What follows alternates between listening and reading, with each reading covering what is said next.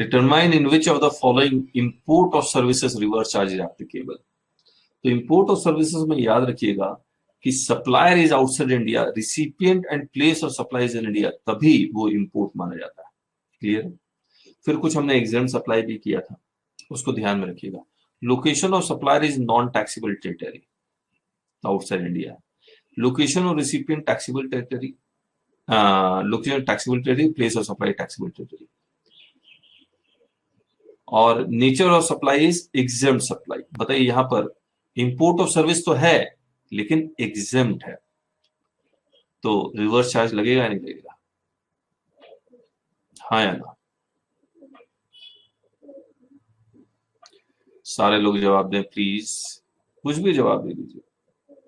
No. Non taxable territory, taxable taxable लेकिन non taxable supply है, इसको हम लोग ना नो सप्लाई लिखना चाहिए था। नो सप्लाई है, यहां भी नहीं लगेगा। Non taxable taxable taxable taxable supply है, तो यहां लग जाएगा क्योंकि इंपोर्ट ऑफ सर्विस तो है ही। Non taxable territory, taxable territory, non taxable territory. बताइए, हमने यहां पे इसको जानबूझ के छोड़ दिया है क्योंकि ये सीरियल नंबर 10 से ये एग्जेम्प्ट सप्लाई है, तो answer will B only 3।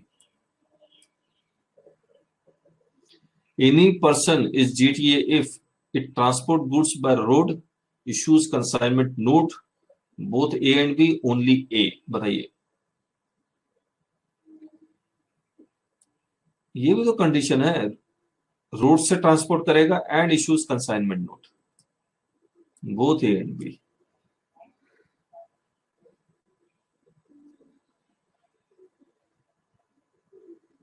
What is tax rate applicable to GTA which is registered under GST? GTA do not claim any ITC and do not pay any tax, but recipient pays tax at the rate of 5%, claim ITC also। आपको ये बात समझ में आई या नहीं है? ये कहता है कि GTA ITC क्लेम नहीं करेगा और ना कोई टैक्स देगा, लेकिन रिसिपिएंट 5% के हिसाब से देगा और रिसिपिएंट 5% का क्रेडिट भी क्लेम करेगा। तो ये पहला है, GTA 12% का rate from the recipient and GTA can claim ITC on its inputs. The recipient of GTA services can also claim ITC। ये दूसरा है।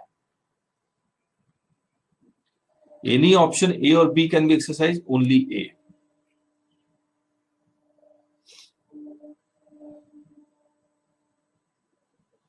बताइए, both A and B correct. GTA की मर्जी है, वो 5% में जाना चाहिए या 12% में जाना चाहिए। X Limited, a GTA service provider, has opted to pay tax at a rate of 5%. It provides services only to registered person। Examine the following statements। इस GTA ने कौन सा ऑप्ट किया है? 5%। अगर 5% ऑप्ट किया तो कौन RCM लगेगा या FC फॉरवर्ड चार्ज लगेगा? GTA shall issue invoice, GTA invoice issue कर सकता है।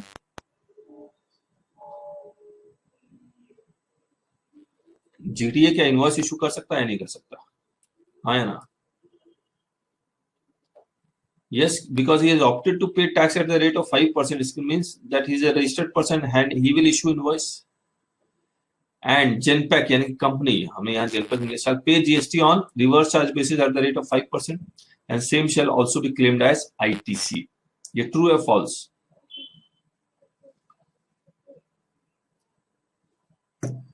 True। GTA shall not issue invoice and Genpact shall pay GST on reverse charge basis at the rate, and same shall also be claimed as ITC। This is false, GTA will issue invoice। तो answer will be this, true and false। Correct है?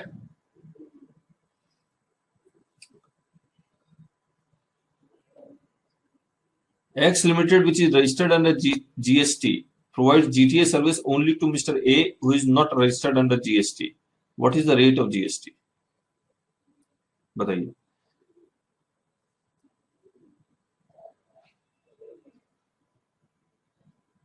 Rajesh is saying 12%, बाकी please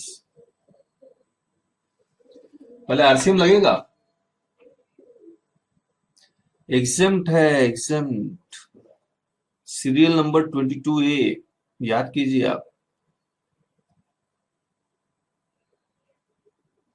मैं अगर अपना घर का सामान shift करवाता हूं और आई एम नॉट रजिस्टर्ड, घर का सामान शिफ्ट करवा रहा हूं, तो एग्जेम्प्ट बताया था आपको, रीजनिंग सारी दी थी आपने।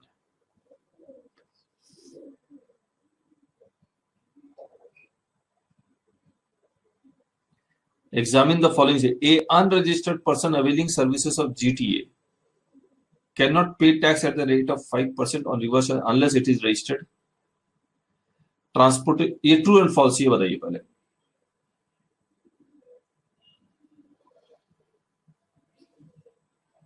True.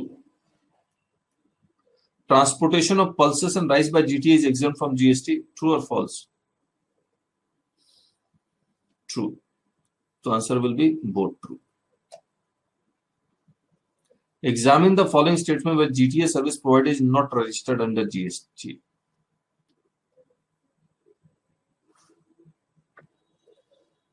X Limited registered under GST books a whole truck for rupees 1500.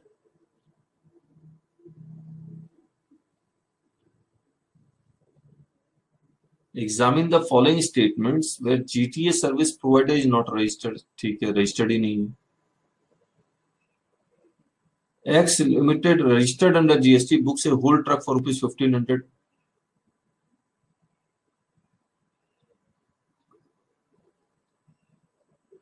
GTA, ये मैंने क्यों लिखा, जब ये GTA रजिस्टर्ड ही नहीं है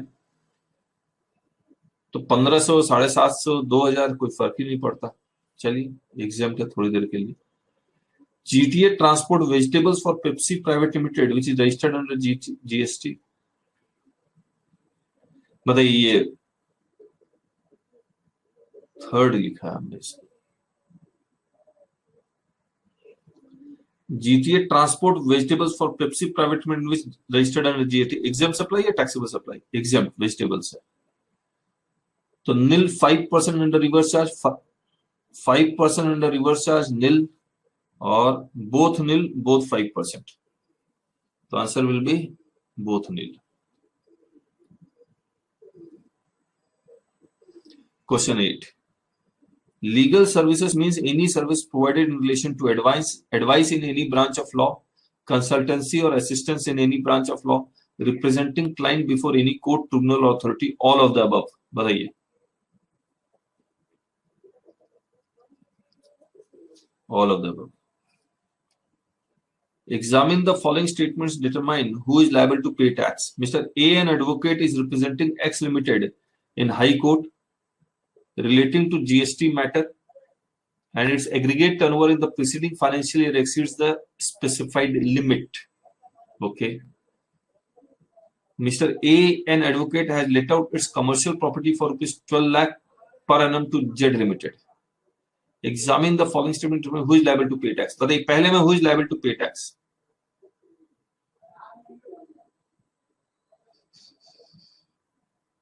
Recipient यानी कि X Limited, और सेकंड में who is liable to pay tax? Mr. A. So answer will be X Limited and Mr. A. B will be the answer. Question 10. Mr. A is representing Mr. B in a lower court relating to residential property dispute and his salary in the preceding financial year. ये लिखा हुआ नहीं है। इसका turnover preceding financial year was rupees 60 lakh. Who is liable for payment of tax?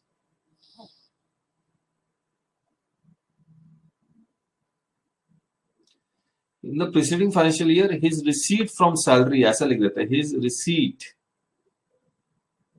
from salary 60 lakh.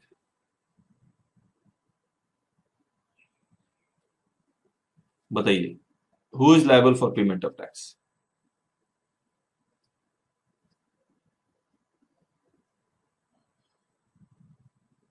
नहीं नहीं, देखिए हमने बताया था लॉयर की सर्विसेज, एडवोकेट की सर्विसेज रिवर्स चार्ज में तभी जाएगी जब वो बिजनेस एंटिटी को प्रोवाइड करेगा, और ऐसी बिजनेस एंटिटी को जिसका aggregate turnover in the preceding financial year exceeds threshold limit.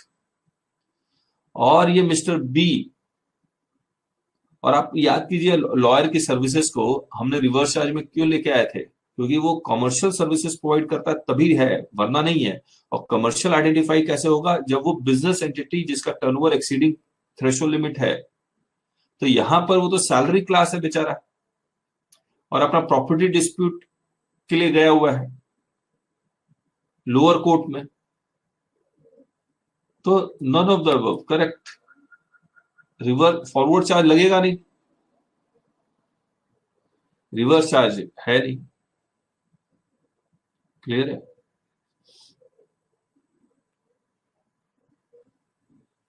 Examine the following statements in the light of sponsorship services. Assume all the person mentions are registered in GST. Pepsi sponsors college event. Pepsi is liable for payment of tax. Mr. A sponsors a college event. College liable for payment of tax. बताइए।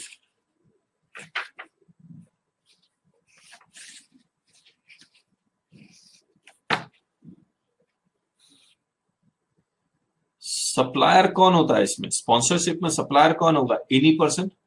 और recipient कौन कौन हो सकता है? Recipient body corporate, partnership firm या LLP.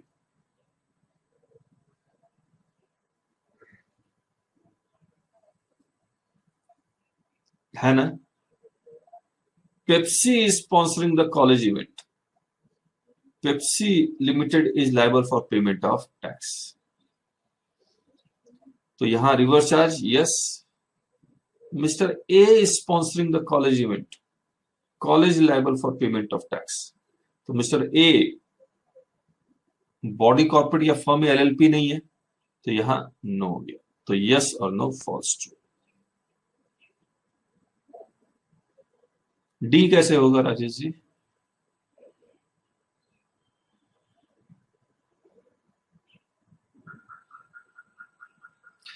Sponsorship कहीं का भी हो, क्या फर्क पड़ता? कॉलेज ने बॉडी कॉर्पोरेट को सप्लायर एनी पर्सन स्पेस दिया, ये पेप्सी कंसिडरेशन दे रही है, तो रिसिपिएंट ये है, तो रिवर्स चार्ज है। Question 12, examine the following statement in the light of sponsorship service. Assume all person mentioned. Pan Pasan Limited sponsors a football event organized by National Sports Federation. Both supplier of sponsorship and recipient of sponsorship not liable for payment of tax. True or false?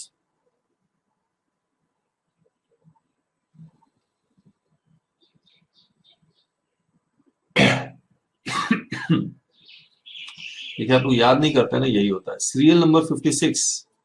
अब याद कीजिएगा, national event, national sports federation का अगर sponsorship है तो ये exempt supply है। अगर एग्जाम सप्लाई है तो ऑब्वियसली कोई नहीं देगा टैक्स। Vivo limited sponsor pro kabaddi league, both supplier और sponsorship recipient of sponsorship not liable for payment of tax.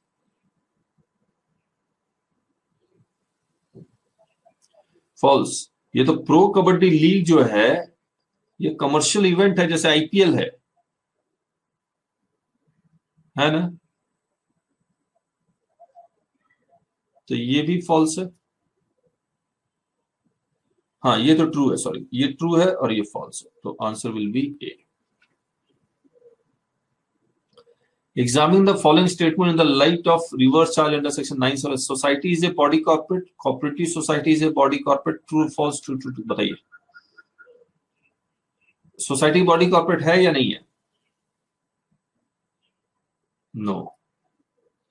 Cooperative society no, तो बोथ फॉल्स।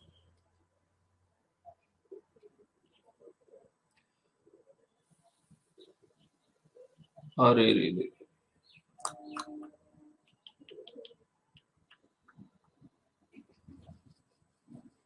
इसको यहां नहीं डिस्कस करेंगे, ये एग्जाम सप्लाई में जाना चाहिए, एग्जाम सप्लाई के चैप्टर में, इसको छोड़कर। Following supply of services by government is taxable supply, ना ना ये भी एग्जाम सप्लाई में जाएगा, ये भी एग्जाम सप्लाई में, ये भी एग्जाम सप्लाई में। क्वेश्चन 18 करते हैं। Examine the following statements. Assignment of radio frequency to RIM Limited, whose aggregate radio frequency मतलब टेलीकम्युनिकेशन लाइसेंस होता है। In the preceding financial year is 5 crore. बताइए रिवर्स चार्ज एग्जाम सप्लाई या taxable supply? Assignment of radio frequency whose aggregate on the preceding financial year, taxable supply और reverse charge लगेगा। Assignment of mining rights to MIR Limited, whose aggregate turnover in the preceding financial year is 15 lakh.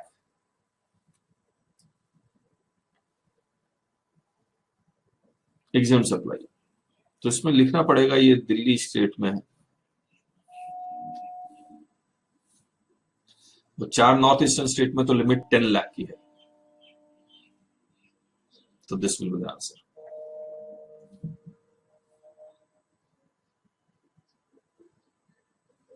Match the following, speed post service, reverse charge या forward charge? Forward charge, तो ए से 2 मिलेगा ये वाला, तो ये 3 जगह A2। Transportation of goods by railways, forward charge, तो B2 यानी कि ये 2 में आ गए हम लोग। Renting of immovable property by the government,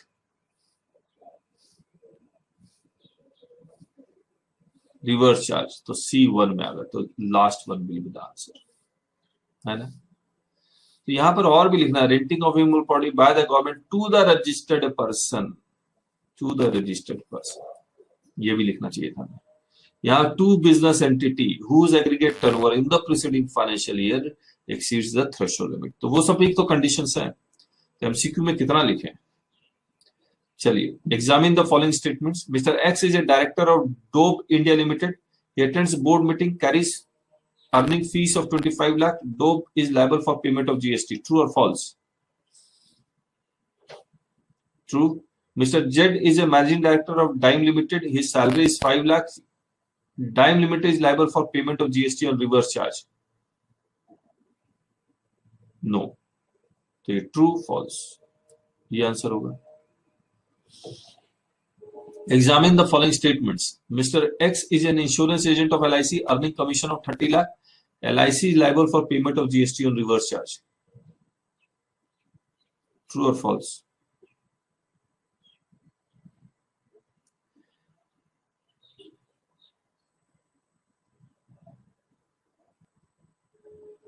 Mr. X is an insurance agent of LIC earning commission of 30 lakh. LIC liable for payment of GST on reverse charge. False कैसे है?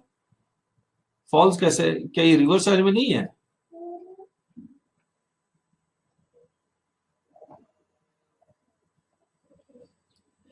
एलआईसी एजेंट में threshold limit की कोई कहानी नहीं है। आप देखिए, एलआईसी एजेंट में थ्रेशोल्ड लिमिट की कोई कहानी नहीं दी गई है।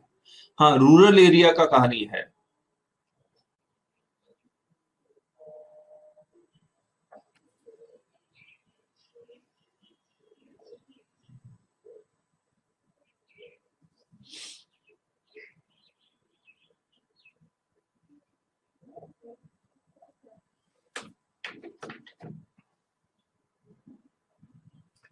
चलिए, अच्छा मुझे बताइए, क्या मिस्टर एक्स जिसको कमीशन 30 लाख रुपया मिल रहा है, क्या वो अपने आप का रजिस्ट्रेशन करवाएगा या नहीं करवाएगा?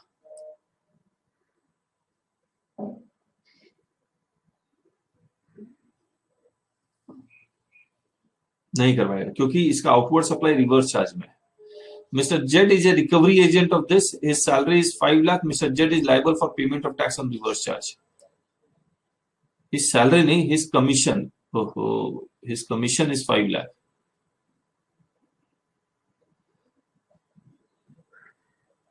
No, ठीक है, तो ये false, तो answer will be true and false. Mr. Z is located in Italy. Ask Mr. Y in Italy to deliver 100 units of mobile phones to India.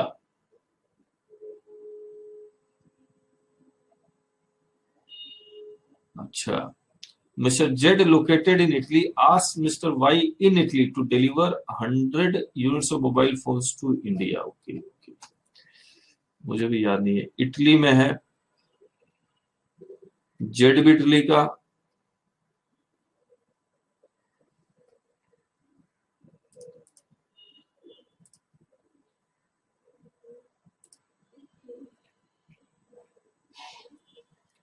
Z भी, अरे जेड भी इटली का और वाई भी इटली का।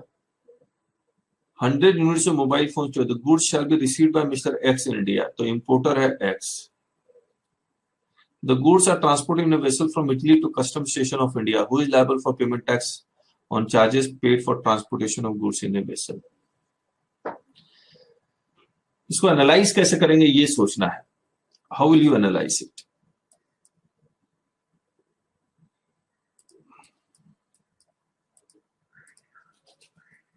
क्योंकि पूरा ठीक से नहीं बनाया लग रहा है। इटली, एक्स इंडिया में है,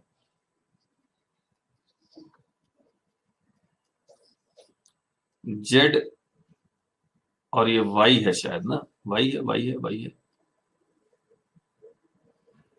वाई है।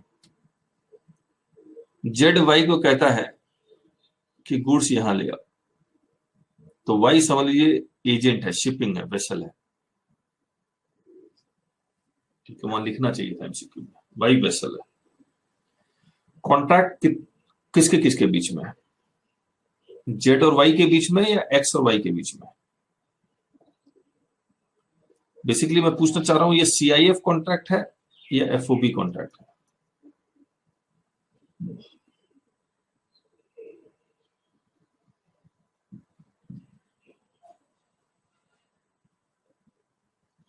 सीआईएफ कॉन्ट्रैक्ट है। तो सीआईएफ कॉन्ट्रैक्ट है तो मिस्टर एक्स पे ओशियन फ्रेट पे रिवर्स चार्ज नहीं लगना चाहिए। वैसे तो मिस्टर एक्स से मान लीजिए मोबाइल फोन का 100 रुपया, बाकी इंश्योरेंस, ट्रांसपोर्टेशन ये सब ऐड करके 120 पे ही दे रहा होगा आईजीएसटी। गवर्नमेंट कहती है नहीं नहीं, ये जो 20 रुपीज एक्स्ट्रा है फ्रेट का, उसके ऊपर भी मुझे आप रिवर्स चार्ज में टैक्स दीजिए। गवर्नमेंट तो यही कह रही है, और actually receiver of service is Z, और उन्होंने नोटिफिकेशन में लिख दिया नहीं नहीं, रिसिपिएंट ऑफ सर्विस जेड नहीं मानेंगे हम लोग, मिस्टर एक्स मानेंगे, इंपोर्टर को। ये गलत किया उन्होंने। यही तो चैलेंज हुआ है कोर्ट में।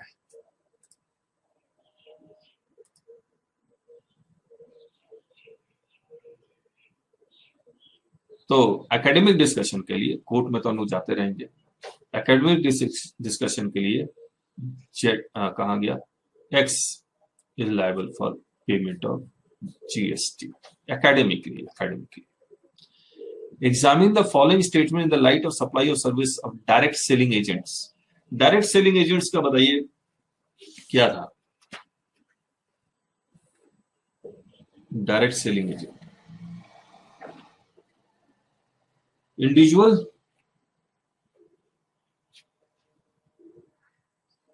और किसको दे रहा है? बैंकिंग या फाइनेंशियल कंपनी को दे रहा है।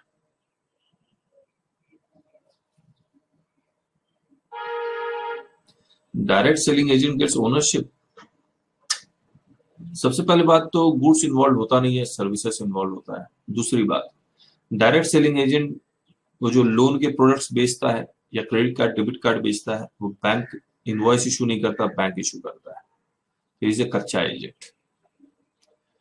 तो mister X sells credit card on behalf of SBI, mister X is liable for payment of tax. False, SBI is liable for payment of tax. Z limited sells all types of financial products on behalf of HDFC. Z Limited is liable for payment of tax. This is true.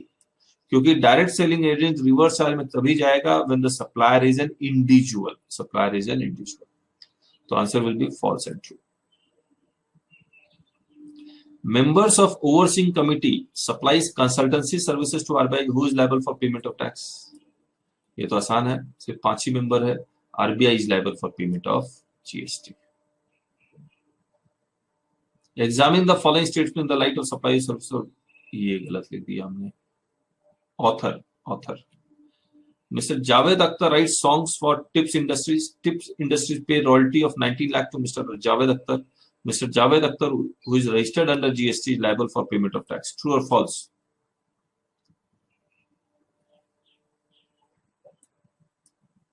false. Mr. Chetan Bhagat writes novel for Rupa and Company. Rupa and Company royalty of 2 crore to Mr. Chetan Bhagat. Rupa and Company is liable for payment of tax. True. Mr. Chetan, when Mr. Chetan will not be liable for payment of tax? Sorry, when Mr. Chetan will be liable for payment of tax? कुछ conditions हमने बताया थे कि पहला author is registered. He gives the declaration that I will pay tax to his commissioner, और RCA में भी लिखता है, then Chetan will be liable for payment of tax. तो अभी इसमें false true. Javed Akhtar was registered, लेकिन वहां पर कंपलसरी रिवर्स चार्ज है. कंपलसरी रिवर्स चार्ज, जैसे एडवोकेट रजिस्टर्ड होते हैं उसके बावजूद रिवर्स चार्ज लगता है या नहीं लगता है. Now, which of the following supply of goods by agriculturists to a registered person are in reverse charge? Cashew nuts not shelled or peeled, cashew nuts shelled or peeled, bidi wrapper leaves, tobacco leaves. बताइए.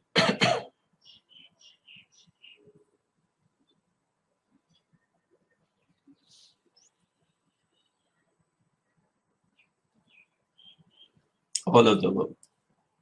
Which of the following supply of goods by agriculturists to a registered person are in reverse charge? Silk, yarn, raw cotton, both A and B, none of the above. 134. ये भी है, ये भी है. ये बताइए.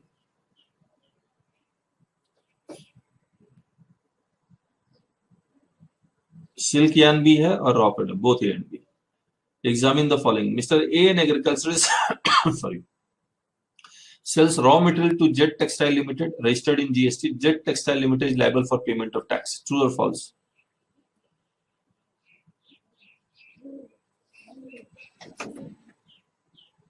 True. Mr. Teeny Trader sells tender leaves to Mrs. Tanushri, registered in GST. Mr. Tanushri is liable for payment of tax.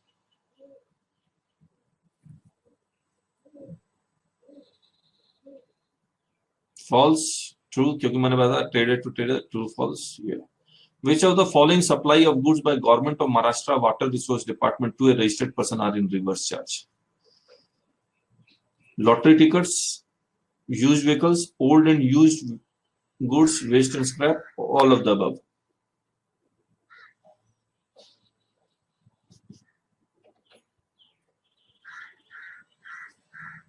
All of the above. सब कुछ है. लॉटरी टिकट भी है.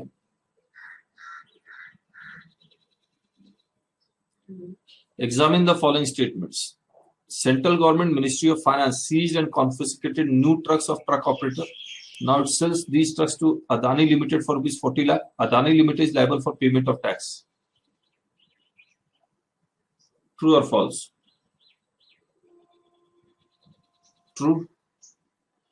Canara Bank gets the repossession of new cars of radio taxi operator for non-payment of loan. Now it sells these new cars to Ola. Ola is liable for payment of tax.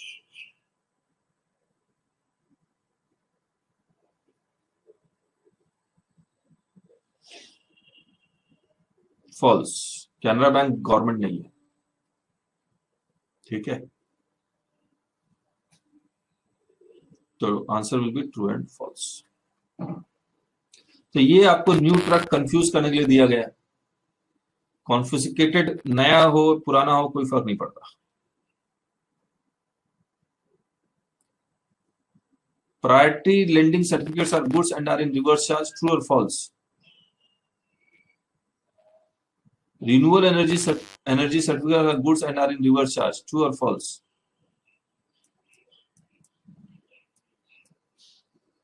False. हमने renewable energy certificates के बारे में बताया था कि सिर्फ priority lending certificate ही reverse charge में, बाकी कोई सर्टिफिकेट रिवर्स चार्ज में नहीं है. Duty credit scripts are exempt from tax. True और फॉल्स?